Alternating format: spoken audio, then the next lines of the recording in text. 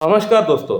Erectile dysfunction के लिए, लिंग में तनाव की कमी के लिए अक्सर लोग एलोपैथिक मेडिसिन जो है ओवर द काउंटर मिल जाता है, जो कि टाडालाफिल, सिल्डेनाफिल, वियाग्रा जो हम लोग नाम बोलते हैं, इन मेडिसिन का प्रयोग करके अपना काम चलाते हैं। लेकिन क्या आप लोगों को पता है कि इन मेडिसिन का साइड इफेक्ट क्या हो सकता है? मोर और लेस साइड इफेक्ट सबको पता है कि थोड़ी बहुत जो है हॉट फ्लैशेस हो सकता है, पेट खराब हो सकता है, हेडेक हो सकता है, थोड़ा सा हार्ट बीट थोड़ा बढ़ सकता है। ये तो कॉमन साइड इफेक्ट है। लेकिन कुछ सीरियस साइड इफेक्ट भी हो सकता है, जिससे कि आपका लाइफ जा सकता है या फिर आपका लाइफ खराब हो सकता है।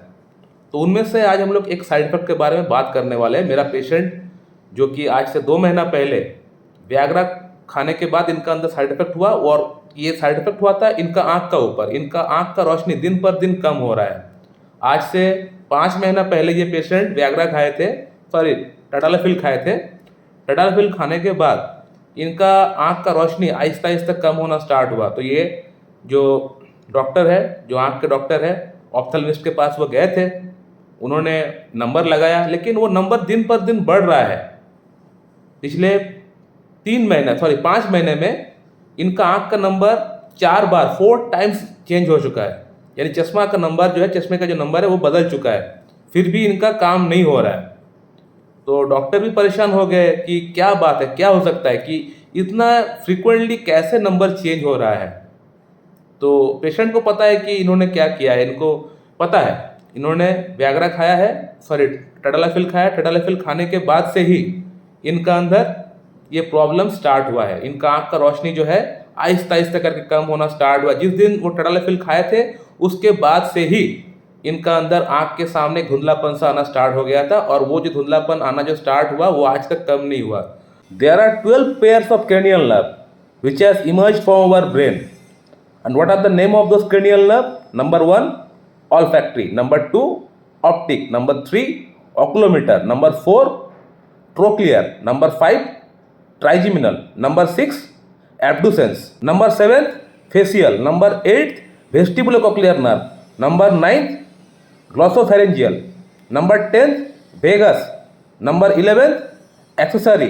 Number 12, hypoglossal.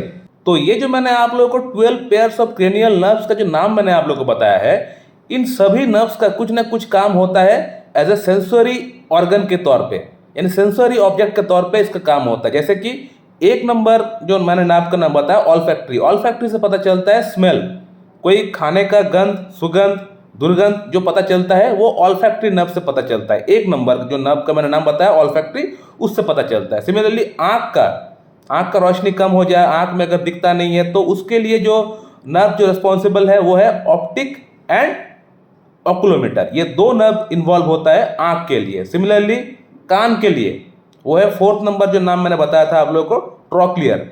ये ट्रोक्लियर जो होता है ये कान के लिए होता है। कान में अगर सुनाई ठीक से नहीं पड़ता है तो ये नर्व रिस्पॉन्सिबल होता है। सिमिलरली अगर खाने का टेस्ट अगर नहीं मिल पाता है तो उसके लिए होता है आपका ग्लोसोफेरेंजियल। तो इस पेशेंट का अंदर टाडालाफिल खाने का कारण से या तो ऑप्टिक नर्व के अंदर या ऑक्यूलोमीटर नर्व के अंदर कहीं ना कहीं कुछ मेल फंक्शनिंग स्टार्ट हो गया है, और इसके बाद इसको खाने के कारण से ही हुआ है। ये पेशेंट बड़ा प्रोमिनेंटली मुझे बताया है। अब होम्योपैथी में तो इस पर्टिकुलर प्रॉब्लम के लिए कोई मेडिसिन नहीं है। Doctor Kent, doctor Nash, doctor Hahnemann ने कोई मेडिसिन हमें दे के नहीं गए हैं कि व्याग्रा खाने के बाद अगर कोई प्रॉब्लम होता है तो आप ये मेडिसिन आप पेशेंट को दे सकते हैं। ऐसा कोई मेडिसिन नहीं है, कहीं पे कुछ नहीं लिखा है। तो क्या हम लोग इन पेशेंट को ठीक कर पाएंगे या नहीं? इन साइड इफेक्ट को हम लोग ठीक कर पाएंगे, दूर कर पाएंगे या नहीं? बिल्कुल कर पाएंगे। कैसे कर पाएंगे?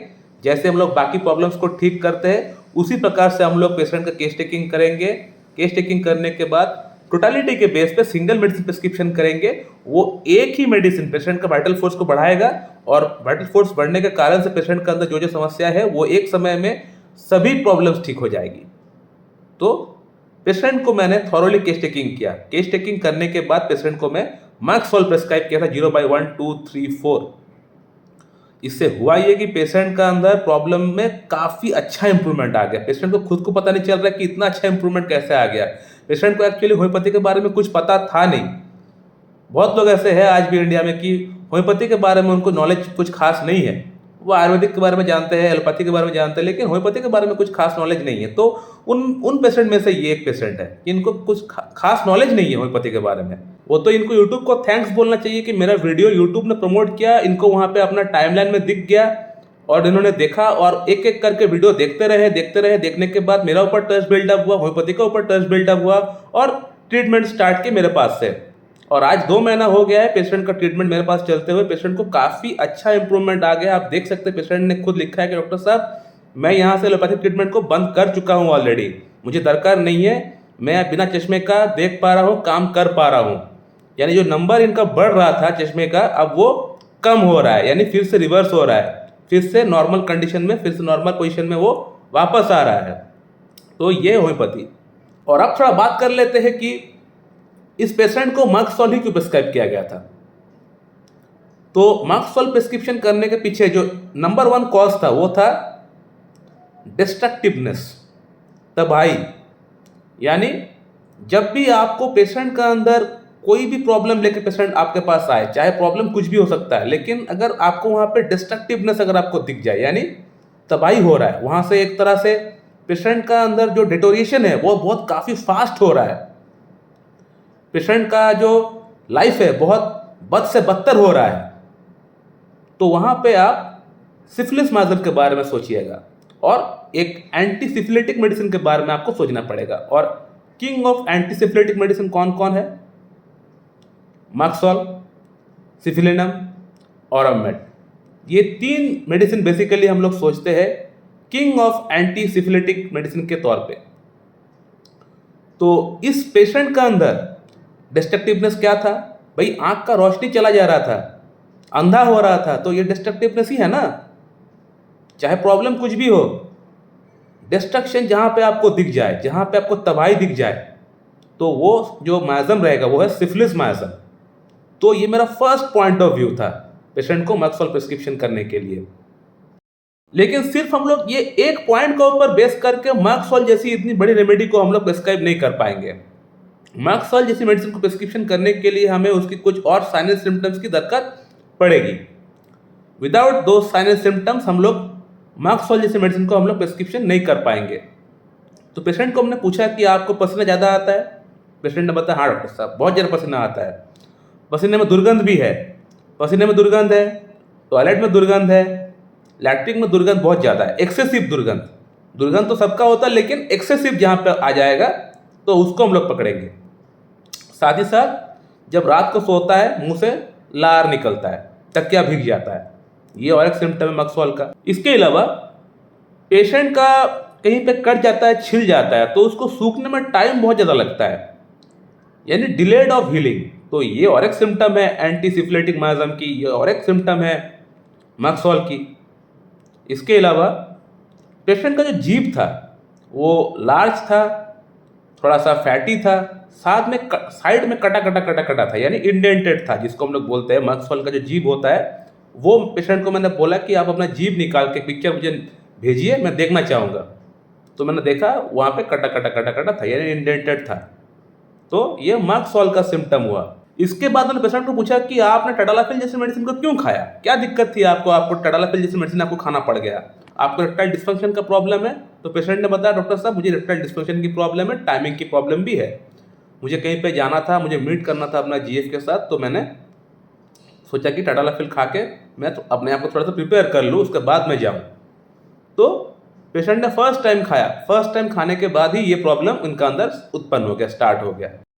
और मार्क्सोल जो मेडिसिन है ये इरेक्टाइल डिस्फंक्शन जैसी कंडीशन में भी काम में आती है। मैंने बहुत पेशेंट की इरेक्टाइल डिस्फंक्शन जैसी कंडीशन मार्क्सोल से ठीक किया हुआ है। सो माय डियर फ्रेंड, इस बार पेशेंट को मार्क्सोल ही प्रिस्क्राइब किया हूँ, मार्क्सोल 0/5, 6, 7, 8। इस बार का मेडिसिन से पेशेंट का अंदर प्रॉब्लम पूरी तरह सॉर्ट आउट हो जाएगा। साथ में इरेक्टाइल डिस्फंक्शन की अगर प्रॉब्लम है, जिस प्रॉब्लम के लिए इन्होंने टडालाफिल खाया है, तो इनका इरेक्टाइल डिस्फंक्शन की प्रॉब्लम भी इसी मेडिसिन से ठीक हो जाएगा और इनको अलग से कोई मेडिसिन खाने की दरकार नहीं है। सो माय डियर फ्रेंड, आप लोग ये ओवर द काउंटर जो मेडिसिन है, जो वियाग्रा, टडालाफिल, सिल्डेनाफिल, ये जो मेडिसिन है, इन मेडिसिन को खाने से अपने आप को बचाए, रोके। इन मेडिसिन का साइड इफेक्ट बहुत ज़्यादा होता है। इन मेडिसिन से आपका लाइफ खराब हो सकता है, स्पॉयल हो सकता है, हार्ट अटैक हो सकता है, हार्ट फेलियर हो सकता है। अभी आपने जो पेशेंट का केस वीडियो देखा, इस पेशेंट का लाइफ भी ऑलमोस्ट खराब हो चुका था, ऑलमोस्ट स्पॉयल हो चुका था, क्योंकि अगर आँख नहीं है तो दुनिया नहीं है। तो वो तो इनका लक अच्छा था कि उनको मैं मिल गया, सबको तो मैं नहीं मिल पाऊँगा, ठीक है ना। तो इसीलिए आप लोग इन मेडिसिन से बचें, अपने आप को बचाएं अपने आप को। प्रॉब्लम अगर होता है, अगर आपको इरेक्टाइल डिस्फंक्शन का प्रॉब्लम है, तो किसी एक अच्छी क्लासिकल एमडी होम्योपैथिक डॉक्टर के पास से जाके बैठ के उनके सामने पूरा थॉरोली केस टेकिंग दे के आप ट्रीटमेंट कराइए। ऐसा डॉक्टर जो एक समय में एक पेशेंट को एक दवा दे, यानी 8-10 मेडिसिन ना दे, ऐसा डॉक्टर के पास आप लोग जाके ट्रीटमेंट कराइए, आपका प्रॉब्लम बेशक ठीक हो जाएगा। So thank you very much and have a good day.